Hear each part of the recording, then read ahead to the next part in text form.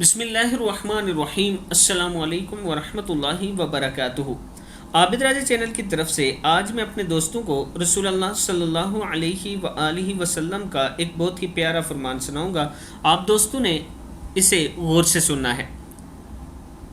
رسول اللہ صلی اللہ علیہ وآلہ وسلم کے دور میں قبر نے مردہ قبول نہ کیا۔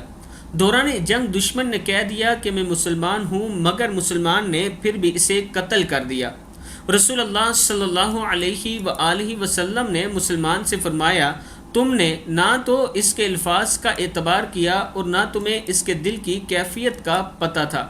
کچھ عرصے بعد وہ فوت ہوا اور اسے دفنایا گیا تو اگلی صبح وہ زمین کی سطح پر پڑا تھا۔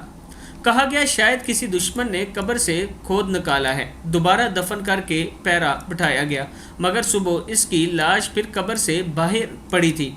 پہرے داروں کی کوتاہی سمجھ کے پھر دفنا کر وارثوں نے خود پہرا دیا، مگر صبح اس کی لاش پھر قبر سے باہر تھی۔ پھر اسے دفن کیے بغیر گھاٹی میں پھینک دیا گیا۔ آپ صلی اللہ علیہ وآلہ وسلم نے فرمایا، زمین اس سے برے شخص کو بھی قبول کر لیتی ہے، لیکن اللہ تمہیں دکھانا چاہتا ہے کہ حرمت لا الہ الا اللہ کتنی عظیم ہے۔ ابن ماجہ کی حدیث ہے۔ میں اپنے دوستوں سے گزارش کروں گا کہ دوسروں کا یقین کیا کریں، ویسے ہی دوسروں پر الزام کہ یہ کافر ہے، یہ مسلمان نہیں ہے، اس طرح کے الزام مت لگایا کریں۔ اس ویڈیو کو آپ دوستوں نے آگے ضرور شیئر کرنا ہے۔ السلام علیکم ورحمۃ اللہ وبرکاتہ۔